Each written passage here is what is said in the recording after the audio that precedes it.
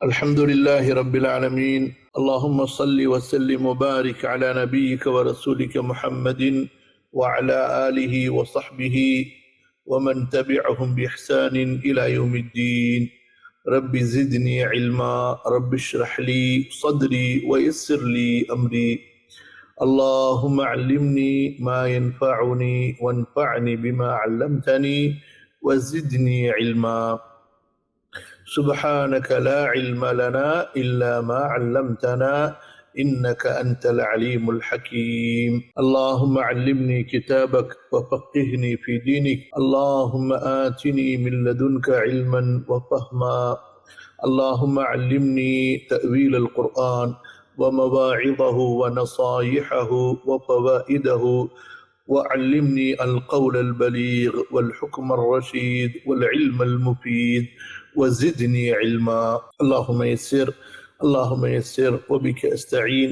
اللهم اغفر لجميع العلماء المسلمين والملوك والأمراء والسلاطين المسلمين الذين خدموا دينك ونصروه ونشروه ودعوا إليه، والذين جاهدوا في سبيلك بأموالهم وأنفسهم. கண்ணியத்திற்கும் மதிப்பிற்கும் உரிய அல்லாஹ்வுடைய அடியார்களே, அன்பிற்குரிய சகோதரர்களே சகோதரிகளே, அல்ஹம்துலில்லாஹ், மிக முக்கியமான ஒரு கல்வி வகுப்பில் மீண்டும் உங்களை சந்திப்பதற்கு அல்லாஹு தஆலா அருள் புரிந்தான். இந்த கல்வி வகுப்பு குறிப்பாக இஸ்லாமிய கல்விகளில் கொள்கை விளக்கத்தை, கொள்கை சம்பந்தப்பட்ட கல்வியை தொடர்புடையது. அதாவது அல்லாஹுடைய இந்த மார்க்கத்தின் கல்விகள் பல இருக்கின்றன. கொள்கையை போதிக்கக்கூடிய கல்விகள், அதுபோன்று ஃபிக்ஹ் சட்டங்களை போதிக்கக்கூடிய கல்விகள், நம்முடைய ஒழுக்க மாண்புகளை கற்பிக்கக்கூடிய கல்விகள், இப்படியாக பல துறைகள் இருக்கின்றன இஸ்லாமிய மார்க்க கல்விகளில். அதில் எல்லா கல்விகளுக்கும் தாயாக இருக்கக்கூடிய, பிறப்பிடமாக இருக்கக்கூடிய, எல்லா கல்விகளுக்கும் ஊற்றாக இருக்கக்கூடிய முக்கியமான முதல் கல்விதான் இந்த கொள்கை இயல் என்ற இந்த கல்வி.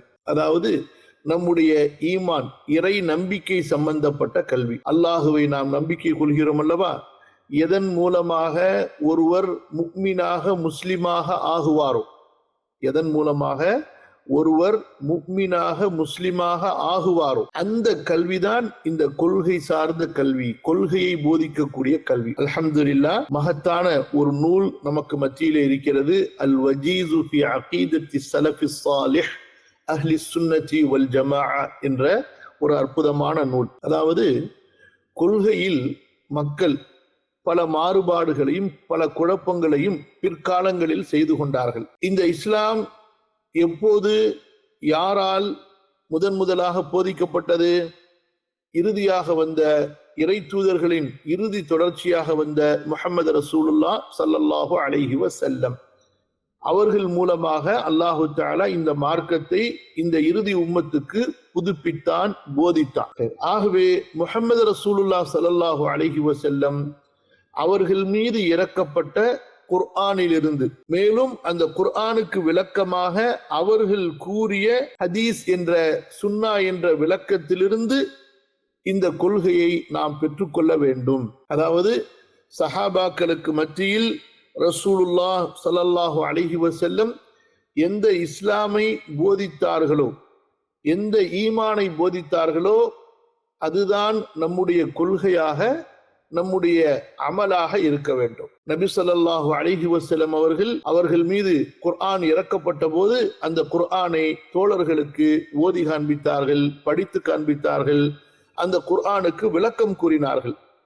கண்ணியத்திற்குரிய சஹாபாக்கள் அந்த குர்ஆனை செவியுற்றார்கள், நபியின் வாயிலிருந்து அந்த குர்ஆனை பெற்றுக்கொண்டார்கள், அரபி மொழியிலிருந்து அந்த குர்ஆனை அவர்கள் புரிந்து கொண்டார்கள். ரசூலுல்லாஹி ஸல்லல்லாஹு அலைஹி வஸல்லம் அந்த குர்ஆனின் வசனங்களுக்கு விளக்கமாக கூறிய ஹதீஸுகளையும் அவர்கள் செவியுற்றார்கள், புரிந்து கொண்டார்கள், நம்பிக்கை கொண்டார்கள். ஆகவே அல்லாஹு தஆலா அவர்களை உலாயிக ஹுமுல் முஃமினூன ஹக்கா, அவர்கள்தான் உண்மையான முஃமின்கள். ரலியல்லாஹு அன்ஹும் வ ரது அன்ஹு, அல்லாஹ் அவர்களை பொருந்தி கொண்டான், அவர்களும் அல்லாஹுவை பொருந்தி கொண்டார்கள். உலாயிக ஹுமுல் முஹ்ததூன், அவர்கள்தான் நேர்வழி பெற்றவர்கள் என்றெல்லாம் பல உயர்ந்த பட்டங்களை கொண்டு அவர்களை போற்றுகிறான். ஆகவே இஸ்லாமிய கொள்கை ஈமான் என்பது இந்த மார்க்கத்தின் தாய் கல்வியாக இருக்கின்ற இந்த நிலையில் இந்த ஈமானை, இந்த கொள்கையை நாம் கண்ணியத்திற்குரிய சஹாபாக்கள் எப்படி புரிந்தார்களோ, நம்பிக்கை கொண்டார்களோ, அந்த அடிப்படையிலே இந்த கல்வியை நாம் புரிய வேண்டும், நம்பிக்கை கொள்ள வேண்டும், ஏற்றுக்கொள்ள வேண்டும். அதற்காகத்தான் இந்த நூல் நமக்கு தேர்ந்தெடுக்கப்பட்டது. பின்னால் வந்த மக்கள் ஈமான் சம்பந்தப்பட்ட பல விஷயங்களில் கொள்கை குழப்பங்களை புகுத்திவிட்டார்கள். எந்த ஒரு தெளிவான நிலையில் ரசூலுல்லாஹ் ஸல்லல்லாஹு அலைஹி வஸல்லம் அவர்கள் சஹாபாக்களை விட்டு சென்றார்களோ அந்த நிலையிலிருந்து பிற்காலத்தில் முஸ்லிம்களில் பலர் தடம் புரண்டு விட்டார்கள், மாறிவிட்டார்கள், அந்த பாதையை மாற்றிக்கொண்டார்கள். மார்க்கத்தில் குர்ஆன் சுன்னாவை அடிப்படையாக ஆதாரமாக வைப்பதற்கு பதிலாக தங்களுடைய அறிவையும் தங்களுடைய தத்துவங்களையும் அடிப்படையாக வைத்து வழிகட்டு போனார்கள். அந்த வழிகேடு என்பது சில நேரங்களில் சிறியதாகவும் இருக்கலாம், ஒன்றாகவும் இருக்கலாம், பல நேரங்களில் பெரிய வழிகேடாகவும் இருக்கலாம், பல வழிகேடுகளாகவும் இருக்கலாம். அல்லாஹ் பாதுகாப்பானாக. ஆகவேதான் அல்லாஹு தஆலா சூரத்துல் அன்ஆமுடைய இறுதி வசனத்திலே மிக தெளிவாக கூறுகிறான், இன்னஹாதா சிராத்தி முஸ்தகீமா, இது என்னுடைய நேரான பாதை, ஃபத்தபிஉஹு, ஆகவே அதை பின்பற்றுங்கள், வலா தத்தபிஉஸ் சுபுல், பல வழிகளை பின்பற்றாதீர்கள், ஃபதஃபர்ரக பிக்கும் அன் சபீலிஹி, அல்லாஹுடைய ஒரு நேரான அந்த பாதையிலிருந்து அது உங்களை பிரித்து விடும் என்று அல்லாஹ் சொல்கிறான்.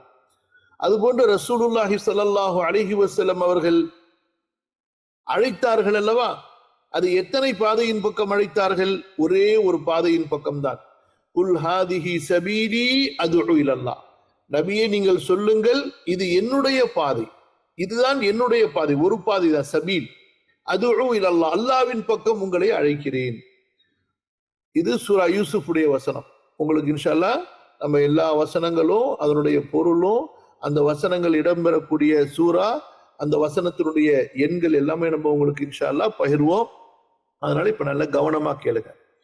அதே போன்று அல்லாஹு தஆலா நபியை அழைக்க சொல்கிறானே, நபிக்கு கட்டளை கொடுக்கிறானே, உதுஉ இலா சபீலி ரப்பிக பில் ஹிக்மத்தி வல் மௌஇதத்தில் ஹஸனா, நபியே உமது இறைவனின் பாதையின் பக்கம் நீங்கள் அழைப்பீர்களாக. ஆக அல்லாஹுடைய பாதை என்பது ஒன்றுதான், அது இஸ்லாம், அது ஈமான். அந்த இஸ்லாம் என்பது, ஈமான் என்பது குர்ஆனிலும் சுன்னாவிலும் இருக்கிறது. ஆக அந்த எந்த குர்ஆன் எந்த சுன்னா, எந்த குர்ஆன் எந்த சுன்னா சஹாபாக்களுக்கு மத்தியில் சொல்லப்பட்டு சஹாபாக்கள் புரிந்து கொண்டார்களோ, யாருடைய புரிதலை, யாருடைய மார்க்கத்தை அல்லாஹ் அங்கீகரித்தானோ அந்த இஸ்லாம், அந்த ஈமான். அந்த அடிப்படையில் நாம் அல்லாஹுவை தெரிந்து கொள்வதற்கு, இந்த ஈமானை கற்றுக்கொள்வதற்கு, இந்த இஸ்லாமை கற்றுக்கொள்வதற்குத்தான் அல்ஹம்துலில்லாஹ் இந்த வகுப்பில், இந்த நூலிலே நாம் இப்போது இருக்கின்றோம். ஓரளவுக்கு உங்களுக்கு இப்போது புரிந்து, ஒன்று கொள்கை என்பது, இஸ்லாமிய மார்க்கத்தில் கொள்கை கல்வி என்பது இது இஸ்லாமிய கல்விகளுடைய தாய் கல்வியாக, அடிப்படை கல்வியாக, ஊற்றாக இருக்கிறது. இதிலிருந்துதான் மற்ற கல்விகள் எல்லாம் வருகின்றன, அல்லது இதற்கு பிறகுதான் மற்ற கல்விகள் எல்லாம். இரண்டாவது, இந்த கல்வியை நாம் எந்த அடிப்படையில் கற்க வேண்டும் என்றால் அல்லாஹுடைய வேதமாகிய கண்ணியத்திற்குரிய பரிசுத்தமான அல் குர்ஆனிலிருந்தும், பிறகு அதற்கு விளக்கமாக அமைந்திருக்கக்கூடிய சுன்னா மற்றும் ஹதீஸிலிருந்தும் நாம் இந்த கொள்கையை கற்றுக்கொள்வோம். அப்படி கற்றுக்கொள்ளும் பொழுது நம்முடைய அறிவுகள், நம்முடைய தத்துவங்கள், நம்முடைய அனுபவங்கள் முற்படுத்தப்படாமல் சஹாபாக்களுடைய வழிமுறையை முற்படுத்தி அந்த கொள்கையை நாம் கற்றுக்கொள்வோம். காரணம் என்ன? சஹாபாக்கள் அல்லாஹுவால் ஏற்றுக்கொள்ளப்பட்டவர்கள், பொருந்தி கொள்ளப்பட்டவர்கள், அல்லாஹுவால் முஃமின்கள், முஸ்லிம்கள், உண்மையாளர்கள், நல்லவர்கள், சிறந்தவர்கள் என்று சான்று கொடுக்கப்பட்டவர்கள். ஆகவேதான் அல்ஹம்துலில்லாஹ் இந்த கொள்கையை இந்த அடிப்படையிலே சரியான முறையிலே கற்றுக்கொள்வதற்காக இந்த நூல் தொகுக்கப்பட்டது. ஆதாரபூர்வமான செய்திகளை கொண்டு, முதலாவதாக குர்ஆனுடைய வசனங்கள், இரண்டாவதாக ரசூலுல்லாஹ் ஸல்லல்லாஹு அலைஹி வஸல்லம் அவர்களுடைய சஹீஹான ஹதீஸுகள், பிறகு சஹாபாக்களுடைய விளக்கங்கள், பிறகு சஹாபாக்களின் மாணவர்கள் தாபிஈன்களுடைய விளக்கங்கள். இந்த நூல் தொகுக்கப்பட்டிருக்கிறது. இந்த நூலுடைய முன்னுரைகளை இன்ஷா அல்லாஹ் நீங்கள் படித்து பயன்பெறுங்கள். இப்போது அல்ஹம்துலில்லாஹ் நேரடியாக நாம் இந்த நூலுக்குள் செல்வோம். பெரும்பாலும் இந்த வகுப்பிலே கலந்து கொள்ளக்கூடிய மாணவ மாணவிகளாகிய நீங்கள் கொள்கையை பற்றி ஓரளவுக்கு அறிந்திருக்க கண்டிப்பாக வாய்ப்பு இருக்கிறது. ஆகவே இந்த முன்னுரையை நாம் அதிகமாக நீட்டாமல் இன்ஷா அல்லாஹ் நூலுக்குள் செல்வோம். நூலுடைய ஆரம்பத்திலும் அதுபோன்று நூலுடைய கொஞ்சம் அடுத்த பகுதியிலும் அல்ஹம்துலில்லாஹ் கொள்கையை பற்றிய மேலும் அதிகமான விளக்கங்கள், தகவல்கள் உங்களுக்கு கிடைக்கப்பெறும் இன்ஷா அல்லாஹ். முதலாவதாக இமாம் அவர்கள் இந்த நூலுடைய தொடக்கத்திலே தஅரீஃபாத்துன் வரூரியத்துன், அவசியமான வரைவிலக்கணங்கள் என்று ஒரு தலைப்பை அமைக்கிறார்கள். அதாவது இந்த கொள்கை கல்வியை நாம் படிப்பதற்கு முன்பாக சில சொற்களை தெரிந்து கொள்ள வேண்டும். அதாவது இஸ்லாமிய கொள்கை கல்வியில் உலமாக்கள், மார்க்க அறிஞர்கள் பயன்படுத்தக்கூடிய வழக்கு சொற்கள், அதாவது பெரிய ஒரு விசாலமான ஒரு கருத்தை போதிப்பதற்காக வைக்கப்பட்ட சுருக்கமான சொற்கள், அதற்குத்தான் வரை விலக்கணம் என்று சொல்லப்படும். அதாவது ஒவ்வொரு முறையும் அந்த நீண்ட விளக்கத்தை சொல்லி நம்முடைய கருத்தை முன்வைப்பதென்றால் அது கற்பிப்பவர்களுக்கும் கற்றுக்கொள்பவர்களுக்கும் அதுபோன்று நூலில் வாசிப்பவர்களுக்கும் அது ஒரு சடைவையோ அல்லது சிரமத்தை ஏற்படுத்திவிடும். சடைவு என்று சொல்வதை விட ஒரு சிரமம் ஏற்படுத்திவிடும். அந்த சிரமங்களை தவிர்ப்பதற்காகத்தான் மார்க்க அறிஞர்கள் சில சுருக்கமான சொற்களை தேர்ந்தெடுப்பார்கள். தேர்ந்தெடுத்து அந்த சொற்களை அவர்கள் நீண்ட கருத்துக்களை தரக்கூடிய ஒரு தகவலுக்கு பெயராக ஆக்கி விடுவார்கள். உதாரணமா தப்சீர் கல்வின்னு சொல்றோம். தப்சீர் கல்வி, இல்மு தப்சீர். இல்மு தப்சீர் என்றால் என்ன? அல்லாஹுடைய வேதத்திற்கு அந்த வேதத்தில் இருக்கக்கூடிய சொற்கள் எந்த பொருளில் பயன்படுத்தப்பட்டுள்ளன என்பதை கண்ணியத்திற்குரிய சஹாபா, தாபிஈ, அரபி மொழியினுடைய அறிஞர்களின் வாயிலாக தெரிந்து கொள்வது. ஒரு வசனம் எப்போது, எதற்காக, யார் விஷயத்தில், எந்த இடத்தில் இறக்கப்பட்டது என்பதை தெரிந்து கொள்வது. குர்ஆனுடைய வசனங்களில் எது மாற்றப்பட்டது, அதை மாற்றியது எது என்பதை தெரிந்து கொள்வது. மக்காவிலே அருளப்பட்ட அத்தியாயங்கள் என்ன, மதீனாவிலே அருளப்பட்ட அத்தியாயங்கள் என்னென்ன என்பதை தெரிந்து கொள்வது. இப்படி ஒரு விரிவான விளக்கத்தை உடைய இந்த தகவலுக்கு சுருக்கமாக தப்சீர் கல்வி என்று சொல்லப்படுகிறது அல்லவா? அதே போன்று ஃபிக்ஹ் கல்வி. ஃபிக்ஹ் கல்வி என்றால் என்ன? ஒரு முஃமின் அல்லாஹுடைய ஹலால் ஹராமை தெரிந்து கொள்வது, அல்லாஹுடைய வணக்க வழிபாடுகளை தெரிந்து கொள்வது ஆதாரங்களுடன். ஆக இவ்வளவு ஒரு விளக்கமான ஒரு கருத்துக்கு சுருக்கமாக அங்கே பெயர் வைக்கப்படுகின்றது ஃபிக்ஹ் கல்வி என்பதாக. ஆக இப்படித்தான் இந்த இல்முல் அகீதா, கொள்கை சார்ந்த இந்த கல்வியை நாம் கற்றுக்கொள்வதற்கு முன்பாக இந்த கொள்கை சார்ந்த கல்வியில் என்னென்ன வழக்கு சொற்கள், என்னென்ன தரீஃப் பயன்படுத்தப்படுகிறது என்பதை தெரிந்து கொள்வோமேயானால் இன்ஷா அல்லாஹ் இந்த கல்வியை மேலும் விரிவாக ஆழமாக புரிந்து கொள்வது நமக்கு இலகுவாக இருக்கும். அந்த அடிப்படையில் நூலுடைய முதல் பகுதியிலே இமாம் அவர்கள் தஅரீஃபாத்துன் ஸரூரியத்துன், அவசியமான வரை விலக்கணங்கள் என்று ஒரு பகுதியை அமைக்கிறார்கள். அதாவது எந்த வரை விலக்கணங்களை இந்த கொள்கையை படிப்பதற்கு முன்பாக, இஸ்லாமிய கொள்கைகளை படிப்பதற்கு முன்பாக நாம் தெரிந்து கொள்வது அவசியமோ, அத்தகைய முக்கியமான வரை விலக்கணங்களை இங்கே இமாம் அவர்கள் சொல்கிறார்கள். இல்முல் அகீதாவோடு தொடர்புடைய தரீஃப்களை, வரை விலக்கணங்களை இமாம் அவர்கள் இங்கே இன்ஷா அல்லாஹ் குறிப்பிட போகிறார்கள். கவனிங்க. அதுல முதலாவதாக தரீஃபுல் அகீதா. இப்போது நாம் என்ன சொன்னோம்? அகீதாவுடைய வகுப்பு, அகீதா படிக்க போகிறோம் என்பதாக. அப்படி என்றால் அகீதாவுடைய வரை விலக்கணம், அகீதா என்றால் என்ன, அகீதா என்று எதற்கு சொல்லப்படும், அகீதா என்ற வார்த்தையின் மொழியில் அதற்கு என்ன பொருள், அகீதா என்ற வார்த்தையை அறிஞர்கள் என்ன பொருளில் பயன்படுத்துகிறார்கள் அதை பற்றி தான் இந்த பிரிவில் இமாம் அவர்கள் சொல்ல இருக்கின்றார்கள். கவனியுங்கள்.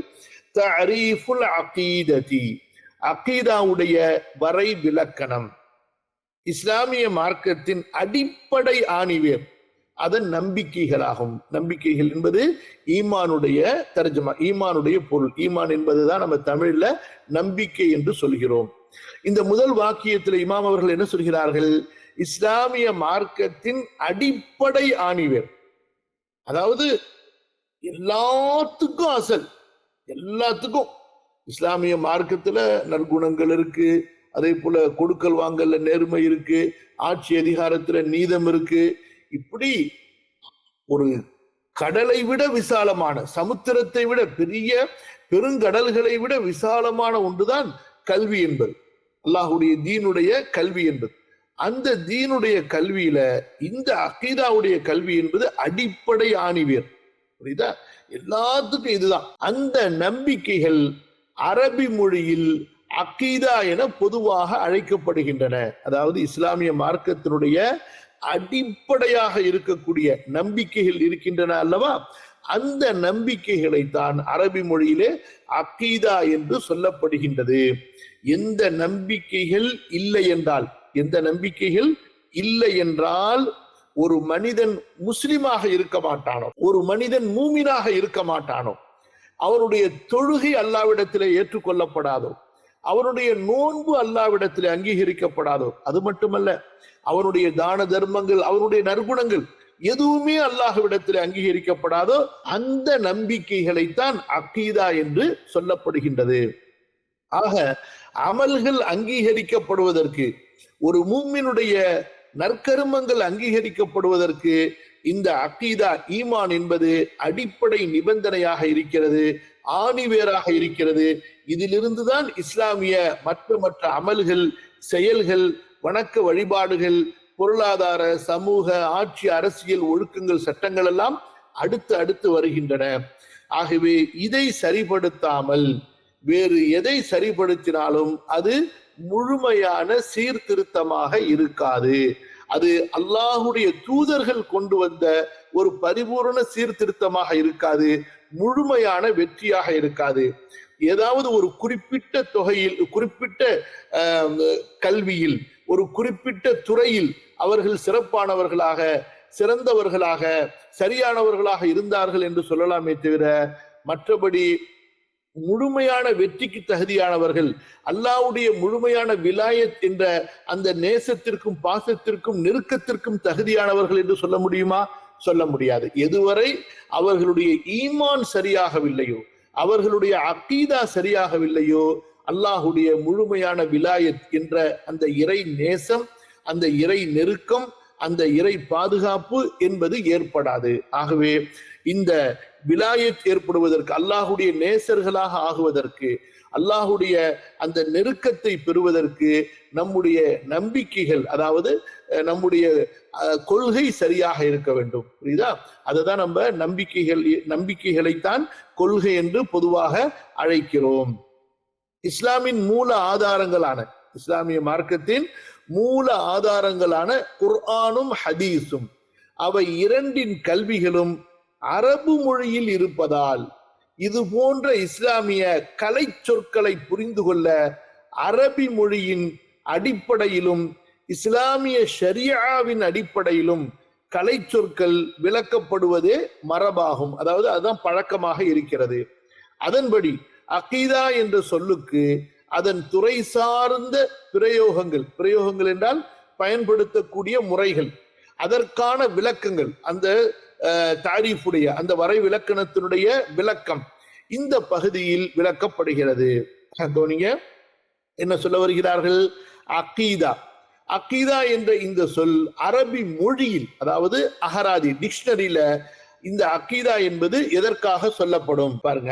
அகத யஅகிது, அகத யஅகிது அரபி மொழியினுடைய பல சிறப்புகளில் ஒரு முக்கியமான சிறப்பு என்னவென்றால், இந்த அரபி மொழி அதற்கென்று மஸ்தர், அதாவது அது உருவாகக்கூடிய அந்த வினை சொற்கள், அந்த வினை சொற்கள் எங்கிருந்து புறப்படுமோ, எங்கிருந்து கிளம்புமோ, எங்கிருந்து உருவாகுமோ, தோன்றுமோ அந்த அடிப்படை சொற்கள். இப்படியாக ஒரு கட்டுக்கோப்பான ஒரு முறைப்படுத்தப்பட்ட ஒரு மொழிதான் அரபி மொழி. ஆக அப்படிப்பட்ட இந்த அரபி மொழியிலே அக்கீதா என்ற இந்த சொல்லை எங்கிருந்து அறிஞர்கள் எடுத்தார்கள் என்றால், அரபி மொழியிலே அகத யஅகிது என்று ஒரு வார்த்தை இருக்கிறது. அகத யஅகிது அக்தன் என்ற இந்த வார்த்தை இருக்கிறதே, இதற்கு என்ன பொருள் என்றால் முடித்து போடுதல், முடிச்சு போடுறது, கட்டுறது, ஒன்றை ஒன்றை இணைக்கிறது. அகத யஅகிது. அதுபோன்று சட்டம் இயற்றுதல், அதாவது வழிமுறைகளை கற்பித்தல், சட்டங்களை கொண்டு வருதல். அதுபோன்று உறுதிப்படுத்துதல், அஸ்பத்த இஸ்பித்து, ஒரு காரியத்தை ஊர்ஜிதப்படுத்துவது, சரி என்று அந்த காரியத்தை அழுத்தத்தோடு அதை நம்பிக்கை கொள்வது, ஏற்றுக்கொள்வது. அதுபோன்று கடைபிடித்தல், ஒரு விஷயத்தை முழுமையா பின்பற்றுவது. அதுபோன்று ஒப்பந்தம் செய்தல், ஒருவரோட நான் இப்படி நடந்து கொள்வேன், நீ இப்படி நடந்து கொள்வாய் என்று ஒப்பந்தங்களை ஏற்படுத்தி கொள்வது. அதே போல கடைசியா முடிச்சு போட்டு கடைசியா ஒரு முடிச்சு போறது, அல்லது எல்லாத்தையும் வைத்து விட்டு அதுக்கப்புறமா கடைசியா ஒரு மூச்சு ஃபைனலா முடிச்சு போடுறாங்க பாருங்க, அதுக்கு மேல எதுவுமே இல்லை என்று.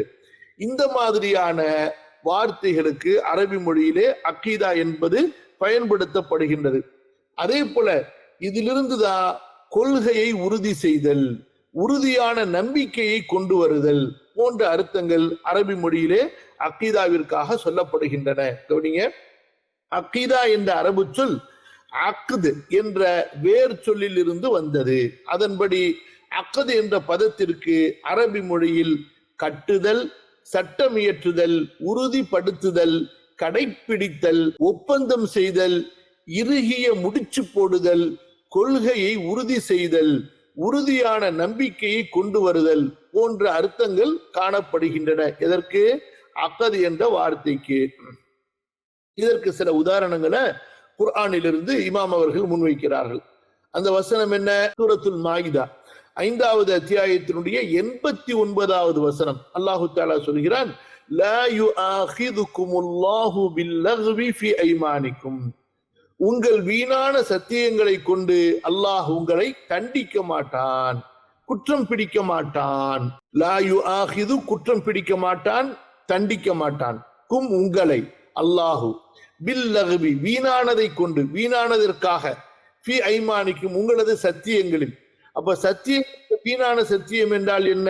கடந்த காலத்தில் ஒரு செய்தியை பற்றி சொல்லும் பொழுது முன்னால் உள்ளவர் கேட்காமலேயே இவராக சத்தியம் செய்வது. இரண்டாவது, அந்த சத்தியம் எப்படி என்றால், அதாவது சத்தியம் செய்ய வேண்டும் என்ற எண்ணத்தில் அவர் இருக்க மாட்டார். சத்தியம் செய்பவர் பேச்சு வாக்குல, வார்த்தைக்கு வார்த்தை, வல்லாஹி அல்லது பில்லாஹி அல்லது தல்லாஹி, வரப்பில் காபா, வரப்பில் பைத் என்பதை அவர் சொல்வார். புரியுதா? மற்றபடி அவருக்கு சத்தியம் செய்ய வேண்டும் என்ற நோக்கம் அங்கே இருக்காது. இப்படி உங்களுடைய நாவுகளில் இருந்து தவறாக வெளிப்படக்கூடிய தவறான சத்தியங்களுக்காக அல்லாஹ் உங்களை குற்றம் பிடிக்க மாட்டான்.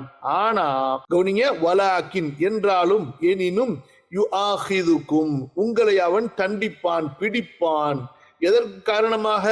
பிமா அக்கத்துமுல் ஐமான, நீங்கள் சத்தியங்களை உறுதிப்படுத்தியதற்காக.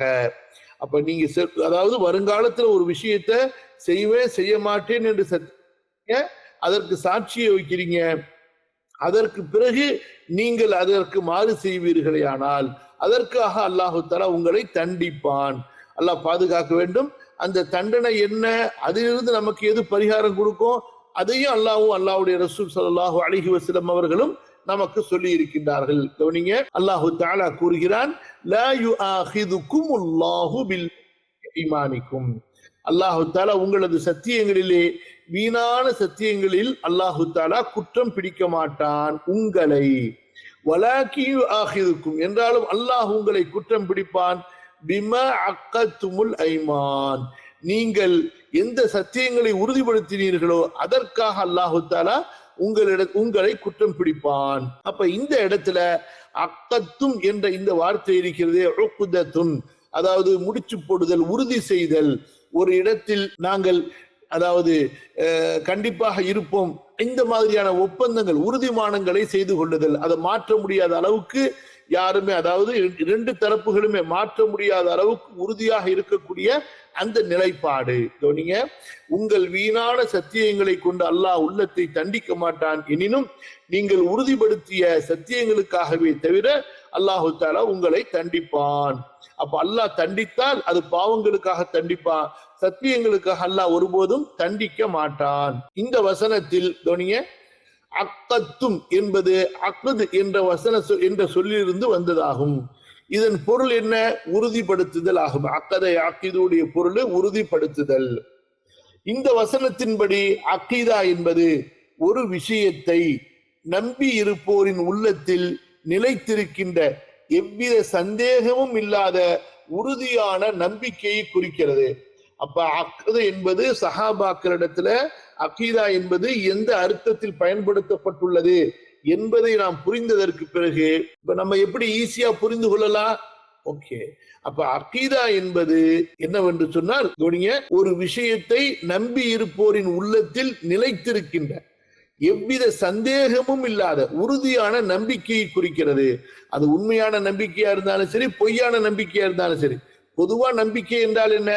ஒரு விஷயத்துல ஒரு மனிதன் நம்பி இருக்கக்கூடிய ஒரு கோட்பாடு, சரிங்களா? அந்த கோட்பாடு என்பது எப்படி இருக்க வேண்டும் என்றால், சந்தேகமும் அதே போல சந்தேகம் இருப்பது அதுல கூடாது, அதே போல உறுதியற்ற நம்பிக்கையாக இருக்கிறது அதுவும் கூடாது. அப்ப சந்தேகங்களை விட்டும் பலவீனமான நம்பிக்கைகளை விட்டும் பாதுகாத்து அல்லாஹ்வுக்கும் அல்லாஹ்வுடைய ரசூலுக்கும் கீழ்ப்படிவதிலே அந்த அடியானை கொண்டு வந்து நிறுத்த வேண்டும் அந்த கல்வி. புரியுதா? அதற்குதான் அக்கீதா என்று சொல்லப்படுகின்றது. அடுத்து, இஸ்லாமிய மார்க்கத்தில் அக்கீதாவானது வெளிப்படையான செயல்கள் அல்லாத உள்ளத்தின் நம்பிக்கை சார்ந்த விஷயங்களை குறிக்கிறது. அதாவது அல்லாஹுவின் உள்ளமை, இறை தூதரின் வருகை, மறுமை வாழ்வு பற்றிய நம்பிக்கைகள், இன்னும் இவை போன்ற நம்பிக்கைகள் சார்ந்த விஷயங்களையே அக்கீதா என்ற சொல் குறிக்கிறது. திரும்ப படிக்கிற, இஸ்லாமிய மார்க்கத்தில் அக்கீதாவானது, அதாவது இஸ்லாமிய மார்க்கத்துல இந்த அக்கீதா என்ற கான்செப்ட் வெளிப்படையான செயல்கள். இப்ப உதாரணமா தொழுகிறோம், நோன்பு வைக்கிறோம், அதே போல தான தர்மங்கள் செய்யறோம், இந்த மாதிரியான வெளிப்படையான செயல்கள் அல்லது உள்ளத்தில் நம்பிக்கை சார்ந்த விஷயங்கள், உள்ளத்துல ஏற்கனவே ஈமான் கொண்டிருக்கிறோம் அல்லவா, அந்த நம்பிக்கை சார்ந்த விஷயங்கள். அப்ப இஸ்லாமிய மார்க்கத்தில் அக்கீதா என்பது வெளிப்படையான செயல்கள் அல்லது உள்ளத்தில் இருக்கக்கூடிய நம்பிக்கை சார்ந்த விஷயங்களை குறிக்கிறது. அப்ப என்ன அர்த்தம்? அதாவது அல்லாஹுவின் உள்ளமை, இறை தூதரின் வருகை, அதே போல அவங்களுடைய மறுமை வாழ்வு பற்றிய நம்பிக்கைகள், அதே போல சொர்க்கத்துக்கு போனதுக்கு பிறகு அங்க என்னென்ன நடக்கும், மஹ்ஷர்ல எழுப்பப்பட்டதுக்கு பிறகு என்ன நடக்கும், இதெல்லாம் நாம் நம்புகிறோம் பாருங்க. அதே போல கபருல என்ன நடக்கும் என்று. ஆக இவை போன்ற நம்பிக்கை சார்ந்த விஷயங்களை எல்லாம் அக்கீதா என்று சொல்லப்படும். புரியுதா? அக்கீதா என்ற சொல் இவற்றையெல்லாம் உள்ளடக்கி இருக்கிறது. அக்காயிது, அக்காயிது என்பது என்ன? அக்கீதாவுடைய பன்மைதான் அக்காயிது என்பது. அக்கீதா என்ற சொல்லின் பன்மைதான் அக்காயிது என்பது. மேற்குறிப்பிட்ட கருத்துக்களை தொகுத்து சொல்வதென்றால், ஒரு மனிதன் தனது உள்ளத்தில் கொண்டிருக்கும் உறுதியான, தீர்க்கமான, சந்தேகமற்ற நம்பிக்கை சார்ந்த விஷயங்களை குறிக்கக்கூடியதாக அக்கீதா என்ற சொல் இருக்கிறது. ஆக அக்கீதா என்ற சொல்லு ஒரு மனித சமூகத்துல, மனிதர்களுக்கு மத்தியில அவங்களுடைய உள்ளத்துல என்ன நம்பிக்கை வைத்திருக்கிறார்கள், அந்த நம்பிக்கை எந்த அளவுக்கு உறுதியாக இருக்கிறது, அடுத்து அந்த நம்பிக்கை, அந்த கொள்கையை ஏற்றுக்கொண்டவர்களுக்கு மத்தியில எவ்வளவு ஆழமாக பேசப்படுகிறது, பிரச்சாரம் செய்யப்படுகிறது. அப்ப இந்த அடிப்படையில தான் அக்கீதா என்ற சொல் இந்த இடத்தில் பயன்படுத்தப்படுகிறது. அப்படி சொல்லும் பொழுது எந்த அக்கீதாவுக்கு, எந்த கொள்கைக்கு இந்த அக்கீதாங்கிற பேரை கொண்டு போய் சொல்றோமோ அது தவறாகவும் இருக்கலாம், சரியாகவும் இருக்கலாம். இப்ப உண்மையான சலஃப் மன்ஹஜனுடைய அந்த சிறப்பான சான்றோருடைய நேரு வழியில் இருக்கக்கூடியவர்கள், அஹ்லுஸ் சுன்னத் வல் ஜமாஅ என்று தங்களை அழைத்துக் கொண்டவர்கள், அவர்கள் அல்ஹம்துலில்லாஹ் காலமெல்லாம் நேரான பாதையிலே, நேரான வழியிலே இருப்பார்கள். அவர்களுக்கு பின்னால் வந்த அந்த கல்வியை கற்காத புதியவர்கள் இருக்கிறார்கள் அல்லவா, அவர்கள் நம்பிக்கைக்கு பதிலாக தங்களுடைய கல்வி ஆதாரங்களை அவர்கள் தேட ஆரம்பித்தார்கள். அல்லாஹ் சொல்லியதை போல அவர்கள் அதாவது கற்பனை செய்வதெல்லாம், அதாவது அவர்கள் பின்பற்றுவதெல்லாம் வெறும் கற்பனைகளை தவிர வேறில்லை. சோ இப்படியாக ஒரே முடிவாக சொல்லப்பட்டு விடுகிறது. யாரு நான் அக்கீதாவை ஏற்ற அதே நேரத்தில் மற்ற ஃபிக்குகளை ஏத்துப்பேன் என்று போறாரோ, நீங்க மற்ற ஃபிக்குகளை பொறுத்த வரைக்கும் நம்ம தீர்ப்பளிக்கிறது கிடையாது. நம்முடைய ஃபிக்குகளை பொறுத்த வரைக்கும் இது சஹீஹான ஹதீஸின் மீது அமைக்கப்பட்டது, இது தெளிவான மார்க்கம் என்பதை உணர்த்தக்கூடிய ஒரு கல்வியாளராவது அங்க இருக்கணும். சரியா? அப்ப எந்த மாதிரியான அந்த நம்பிக்கைகள், ஒரு மனிதனுடைய உள்ளத்துல இருக்கக்கூடிய உறுதியான அந்த நம்பிக்கைகள், சில நேரங்கள் அந்த நம்பிக்கை தவறா கூட இருக்கலாம். இப்ப வழிகட்ட கூட்டம் இருக்கிறாங்க, ஷியா இருக்கிறாங்க, ராஃபிதா இருக்காங்க, ஹவாரிஜ் இருக்கிறாங்க, முர்ஜியா இருக்கிறாங்க, முஅத்தஸிலா இருக்காங்க. அவங்களும் தாங்கள் படிக்கக்கூடிய அந்த கொள்கைகளுக்கு அக்கீதான் தான் சொல்லுவாங்க. சரிங்களா? ஆனா அது எப்படிப்பட்ட அக்கீதா? அதுல பல பாத்திலான பொய்யான மிக தவறான அக்கீதாவும் இருக்கும், சில கொஞ்சம் தவறான அக்கீதாவும் இருக்கும், ஒரு சில சரியான அக்கீதாவும் இருக்கும். சரியா? ஆக அக்கீதா என்பது கொள்கை சார்ந்த விஷயங்களுக்காக வேண்டி சொல்லப்பட்ட பெயராக இருக்கும். அந்த கொள்கை சார்ந்த நம்பிக்கைகளை ஏற்றுக்கொள்வது அது உண்மையானதாகவும் இருக்கலாம், அல்லது உண்மைக்கு மாற்றமாகவும் இருக்கலாம். எது நமக்கு குர்ஆனிலிருந்து சுன்னாவிலிருந்து பெறப்பட்டதோ, சஹாபாக்களுடைய சஹீஹான அறிவிப்பிலிருந்து பிறக்கப்பட்டதோ, அது நமக்கு மிக உறுதியான சரியான அக்கீதா என்ற அந்த பட்டியலுக்குள் வந்துவிடும். இஸ்லாமிய ஷரியா வழக்கிலே அக்கீதாவின் பொருள், இப்ப இதுவரைக்கும் நம்ம முன்னாடி பார்த்தது மொழி ரீதியா சொல்லப்படக்கூடியது. இப்ப இஸ்லாமிய மார்க்கத்தினுடைய ஷரியா வழக்குல அக்கீதா என்று எதற்கு சொல்லப்படுகிறது கவனிங்க. இஸ்லாமிய ஷரியாவில் உள்ளம் உண்மைப்படுத்தி, அதாவது எந்த செய்திய உள்ளம் உண்மை என்று ஏற்றுக்கொள்ளுமோ, ஆன்மா அமைதி அடைந்து, அதாவது அந்த செய்தியை சொல்லப்படும் பொழுது நம்முடைய மனசு அதை முழு திருப்தியோட ஏற்றுக்கொள்கிறது. இரண்டாவது, எவ்வித சந்தேகமும் இன்றி உறுதியோடும் தெளிவோடும் குர்ஆன் சுன்னாவின் ஆதாரங்களின் அடிப்படையில் ஏற்றிருக்க வேண்டிய விஷயங்களையே அக்கீதா என்ற பதம் குறிக்கிறது. அதாவது இஸ்லாமில் அக்கீதா என்பது எவ்வித சந்தேகமும் கலக்காத உறுதிமிக்க நம்பிக்கையை குறிக்கிறது. சரி, அப்படி உறுதிமிக்க நம்பிக்கையை குறிக்கிறது, எவ்வித சந்தேகமும் கலக்காதது என்றால் அப்ப என்ன வரும்? அப்போ ஏற்கனவே இருக்கிறதுல சந்தேகம் இருக்கா என்றால் இருக்கலாம். வழிகேடு இருக்குதா? இருக்கலாம். அது நடைமுறைக்கு ஏற்றதாகவும் யூகங்களுக்கும் சந்தேகங்களுக்கும் அப்பாற்பட்டதாகவும் இருக்க வேண்டும். அதாவது எந்த கொள்கை புரிதலை கொண்டு வரீங்களோ அது இப்படி இருக்கலாம் என்பதாக கூடாது. அதே போல ஏற்கனவே வாழ்ந்த அஹ்லுல் கிதாப் இருக்காங்கல்ல, அவர்களுடைய அந்த கற்பனைக்கு ஏற்பவும் இருக்கக்கூடாது, எந்த விதமான சந்தேகங்களுக்கு ஏற்பவும் இருக்கக்கூடாது. இது நேரடியா ரசூல் ஸல்லல்லாஹு அலைஹி வஸல்லம் அவர்களிடத்திலிருந்து பெறப்பட்டது, இதுல மனித கையாடல்கள் எதுவுமே விளையாடவில்லை என்று ஊர்ஜிதமான ஆதாரங்களிலிருந்து எந்த ஒரு நம்பிக்கை சார்ந்த விஷயங்கள் பெறப்படுகிறதோ அதற்கு தான் அக்கீதா என்று சொல்லப்படுகிறதே தவிர மற்றபடி மனிதர்களுடைய சிந்தனையில வரக்கூடிய யூகங்கள், அதே போல குழப்பங்கள், அதே போல நடைமுறை, அதாவது குர்ஆன் ஹதீஸினுடைய தெளிவான ஆதாரத்துக்கு மாற்றமானவை, இவை எதுவுமே அக்கீதா என்று, அதாவது சரியான அக்கீதா என்று கூறப்படாது. அதாவது இஸ்லாமில் அக்கீதா என்பது எவ்வித சந்தேகமும் கலக்காத உறுதிமிக்க நம்பிக்கையை குறிக்கிறது. அது நடைமுறைக்கு ஏற்றதாகவும், புரியுதா, பிராக்டிஸ் பண்றதுக்கு ஏற்றதாகவும் இருக்க வேண்டும், யூகங்களுக்கும் சந்தேகங்களுக்கும் அப்பாற்பட்டதாகவும் இருக்க வேண்டும். அதாவது கற்பனையா பேசுறது இல்லை அக்கீதா என்பது, யதார்த்தத்தை, நிகழ்வதை, நடப்பதை பேசுவது. அதே போல உறுதியற்ற நம்பிக்கைகளுக்கு அக்கீதா என்று கூறப்படுவதில்லை. இதன்படி இஸ்லாமிய அக்கீதா என்பது அல்லாஹுடைய ருபூபியத், அல்லாஹுடைய ருபூபியத்தை ஏற்பது. ருபூபியத் என்றால் என்ன? அவன் படைத்து பரிபாலிக்கக்கூடியவன். இந்த உலகத்தை, பிரபஞ்சத்தை இவை ஒன்றுமே இல்லாமல் இருந்த போது படைத்தான். இரண்டாவது உலூஹியத். உலூஹியத் என்றால் என்ன? அவன் மட்டுமே வணங்க தகுதியானவன், அல்லாஹ் ஒருவன் மட்டுமே வணங்க தகுதியானவன்.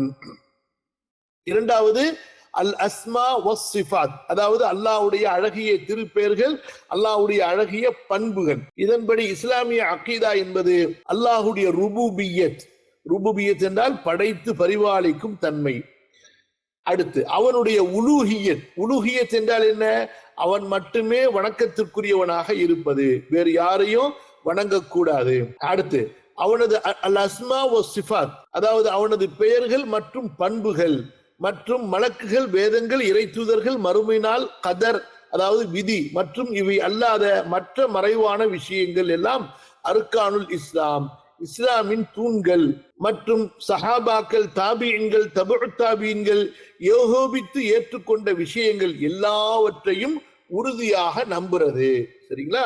அப்ப அல்லாஹ்வை நம்புறது, மலக்குகளை நம்புறது, வேதங்களை நம்புறது, நபிமார்களை நம்புறது, விதியை நம்புறது, மறுமையில் எழுப்பப்படுவோம் என்பதை நம்புறது. இப்படி நம்பும் பொழுது எப்படிப்பட்ட நம்பிக்கையாக இருக்கணும், எப்படிப்பட்ட ஒழுக்கமாக இருக்கணும், சஹாபாக்கள் இதை எப்படி சொன்னார்கள், அவர்களுக்கு பின்னால் வந்தவர்கள் எப்படி செய்தார்கள் என்பதை நாம் தெரிந்து கொள்ள வேண்டும். இந்த விஷயத்தை நம்ம மனசுல உறுதிப்படுத்துறோம் பாருங்க, அதுதான் அக்கீதா என்று சொல்லப்படும். அது மட்டுமின்றி அத்தா, அதாவது அல்லாஹுவின் ஏவல்களுக்கு முழுமையாக கட்டுப்படுதல். அது போன்று அல் இத்திபா, அதாவது நபி ஸல்லல்லாஹு அலைஹி வஸல்லம் அவர்களை பூரணமாக பின்பற்றுவது. நீங்க திரும்ப படிக்கிற அத்தா, அத்தானா என்ன?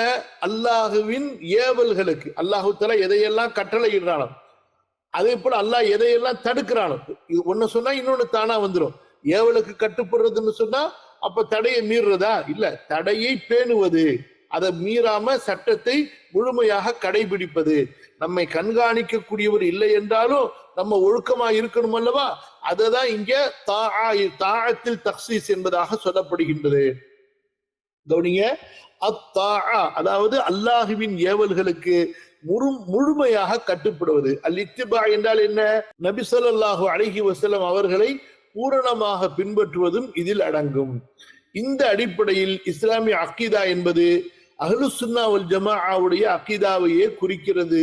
ஏனென்றால் அதுதான் அல்லாஹ் தன் அடியார்களுக்கு எந்த நம்பிக்கையை பொருந்தி கொண்டானோ அந்த நம்பிக்கையாக இருக்கிறது. மேலும் அதுதான் நபி ஸல்லல்லாஹு அலைஹி வஸல்லம் அவர்களால் பழக்கப்பட்ட முதல் 3 தலைமுறைகளில் வாழ்ந்த சலஃப் சாலிஹ், நல்ல முன்னோர் ஆகிய சஹாபாக்கள், நபித்தோழர்கள், தாபிஈன்கள், சஹாபாக்களை பின்பற்றியவர்கள், தபு தாபிஈன், சஹாபாக்களை பின்பற்றக்கூடியவர்கள் ஆகிய அனைவரையும் ஏற்றிருந்த நம்பிக்கையாகும். இந்த அடிப்படையில் இஸ்லாமிய அக்கீதா என்பது அஹ்லுஸ் சுன்னா வல் ஜமாஅவுடைய அக்கீதாவை மட்டும்தான் குறிக்க முடியும். ஏன்னா இதுதான் எந்த குழப்பமும் இல்லாம குர்ஆன்ல இருந்து ஹதீஸ்ல இருந்து வந்தது. அதே போல அதுதான் அல்லாஹ் தன் அடியார்களுக்கு எந்த நம்பிக்கையை பொருந்தி கொண்டானோ, எதை அல்லாஹ் ஈமான் என்று சொல்கிறானோ அதை உள்ளத்துல கொண்டு வருவதுதான் ஈமான், அதுதான் அக்கீதா. அதே போல தன் அடியார்களுக்காக எந்த நம்பிக்கையை பொருந்தி கொண்டானோ அந்த நம்பிக்கையாக இருக்கிறது அக்கீதா என்பது. அதே போல மேலும் அந்த அக்கீதா இருக்கு பாருங்க, அதுதான் நபி ஸல்லல்லாஹு அலைஹி வஸல்லம் அவர்களால் புகழப்பட்ட முதல் 3 தலைமுறைகளில் வாழ்ந்த சலஃப் சாலிஹ், நல்ல முன்னோராகிய சஹாபாக்கள், நபித்தோழர்கள், தாபிஈன்கள், சஹாபாக்களை பின்பற்றியவர்கள், தபு தாபிஈன்கள், சஹாபாக்களை பின்பற்றியவர்கள் ஆகிய அனைவரும் ஏற்றிருந்த நம்பிக்கைகளாகும். சரி, இஸ்லாமிய அக்கீதால, இல்முல் அக்கீதால, இஸ்லாமிய மார்க்கத்துல அஹ்லுஸ் சுன்னா வல் ஜமாஅவுடைய கொள்கையில, அஹ்லுஸ் சுன்னா வல் ஜமாஅவுடைய உலமாக்களுக்கு மத்தியில அக்கீதா என்ற இந்த சொல்லுக்கு வேறு பெயர்கள் சொல்லப்படுகின்றனவா என்று கேட்டால், இல்முல் அக்கீதாவுடைய ஆசிரியர்கள், அக்கீதாவுடைய கல்வியின் ஆசிரியர்கள் அவர்கள் என்ன சொல்கிறார்கள் என்றால், இந்த அக்கீதாவுடைய கல்வியில வேறு பெயர்களும் பயன்படுத்தப்படுகின்றன. அது என்னென்ன பெயர்கள்? உதாரணமா கவனிங்க, தௌஹீத், சுன்னா. தௌஹீத் என்றால் என்ன? அல்லாஹ் ஒருவனை மட்டுமே வணக்கத்திற்குரியவனாக ஏற்றுக்கொள்வது, வணங்குவது, தௌஹீத், ஓரிரை நம்பிக்கை. இரண்டாவது ஓரிரை வழிபாடு, அந்த ஒருவனை மட்டுமே வழிபடுறது. ஒன்று, ஒருவனை மட்டுமே இறைவனாக ஏற்பது, அதோடு என்ன செய்ய வேண்டும்? அந்த ஒருவனை மட்டுமே வழிபடவும் இபாதத்தும் செய்ய வேண்டும். சுன்னா என்பது என்ன? நபிமொழி. உசூலுத்தீன் என்றால் என்ன? மார்க்கத்தின் அடிப்படைகள், உசூல் என்பது. அல் ஃபிக்ஹுல் அக்பர், மாபெரும் ஞானம் என்றால் என்ன? அஷ்ஷரியா என்றால் சட்டம், அல் ஈமான் என்றால் நம்பிக்கை கொள்ளுதல். இந்த மாதிரியான சொற்களை அஹ்லுஸ்ஸுன்னா வல் ஜமாஅ அகீதாவுடைய திரையில் அதிகம் பயன்படுத்துகிறார்கள். ஆக அகீதாவுடைய இந்த கல்வியில, இந்த துறையில, குறிப்பா இந்த பாடங்கள்ல பயன்படுத்தப்படக்கூடிய பெரும்பாலான வார்த்தைகள் என்ன? குர்ஆனுக்கு தௌஹீத் என்று சொல்லப்படும், சுன்னாவுக்கு சுன்னா என்று சொல்லப்படுகின்றது, அதே போல உசூலுத்தீன் என்று சொல்லப்படுகிறது, அல் ஃபிக்ஹுல் அக்பர் என்று சொல்லப்படுகின்றது, ஷரியா என்று சொல்லப்படுகின்றது. நீங்க திரும்ப படிக்கிற தௌஹீத் ஓரிரை நம்பிக்கை, ஓரிரை வழிபாடு, சுன்னா நபிமொழி, உசூலுத்தீன் மார்க்கத்தின் அடிப்படைகள், அல் ஃபிக்ஹுல் அக்பர் மாபெரும் ஞானம், அஷ்ஷரியா சட்டம், அல் ஈமான் நம்பிக்கை போன்ற சொற்களை அஹ்லுஸ்ஸுன்னா வல் ஜமாஅ அகீதா துறையில் பயன்படுத்துகின்றார்கள். அப்ப தௌஹீத படிக்கணும்னு சொன்னா அதுக்கு என்ன அர்த்தம்? அகீதாவை படிக்கணும்னு அர்த்தம். சுன்னாவை படிக்க வேண்டும் என்று சொன்னால் அதற்கு என்ன அர்த்தம்? அகீதாவை படிக்கணும்னு அர்த்தம். உசூலுத்தீன் மார்க்கத்தினுடைய அடிப்படைகளை படிக்க வேண்டும் என்று சொன்னால் என்ன அர்த்தம்? அகீதாவை படிக்க வேண்டும் என்று அர்த்தம். அதே போல ஃபிக்ஹ் ஞானத்தில் பெரிய ஞானம், அதை படிக்க வேண்டும் என்று சொன்னால் என்ன அர்த்தம்? அதுதான் அகீதாவை படிக்க வேண்டும் என்று அர்த்தம். அதே போல ஷரியாவை படிக்க வேண்டும், சட்டங்களை கற்க வேண்டும் என்று சொன்னால் அதனுடைய முதல் அர்த்தமாக எது வரும்? அகீதா வரும். அதே போல ஈமானை கற்க வேண்டும், ஈமானை படிக்க வேண்டும் என்று சொன்னால் எது கருத்திலே கொள்ளப்படும்? முதலாவதாக அகீதாவை படிப்பது என்பதுதான் கருத்திலே கொள்ளப்படும். ஆக இப்படியாக இந்த நூலுடைய ஆரம்ப இந்த பகுதியிலே இமாம் அவர்கள் பல பொதுவான வரைவிலக்கணங்களை பற்றி பேசுகிறார்கள். அதில் முதலாவதாக அகீதா என்ற சொல் மொழியில் எப்படி பயன்படுத்தப்பட்டது, பிறகு மார்க்கத்தில் அது எப்படி பயன்படுத்தப்படுகிறது, கொள்கை சார்ந்த கல்வியாகிய இந்த அகீதாவிற்கு இஸ்லாமிய மார்க்க வழக்கத்திலே வேறு என்னென்ன பல பெயர்கள் சொல்லப்படுகின்றன என்பதையெல்லாம் இன்றைய பாடத்திலே நாம் பார்த்தோம். அதில் குறிப்பாக இந்த 41வது பக்கத்தில் இடம்பெற்றிருக்கக்கூடிய கடைசி பாரா என்பது ஒரு முக்கியமான ஒரு செய்தி. அதாவது அகீதாவை இஸ்லாமிய மார்க்க அறிஞர்கள் அகீதா மட்டும் என்று சொல்வதில்லை. அதாவது அகீதா என்ற பெயரை மட்டும் அதற்கு சொல்வதில்லை, பல பெயர்களை சொல்லி இருக்கின்றார்கள் ஒவ்வொரு காலத்துல அல்லது ஒவ்வொரு இடங்களுக்கு ஏற்ப.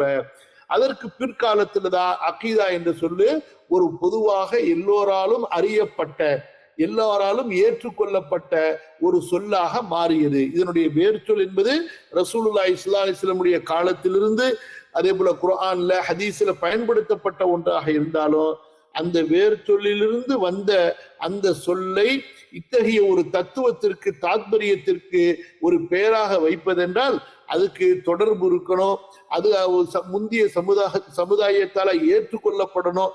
இப்படியெல்லாம் பல நிபந்தனைகள் இருக்கின்றன.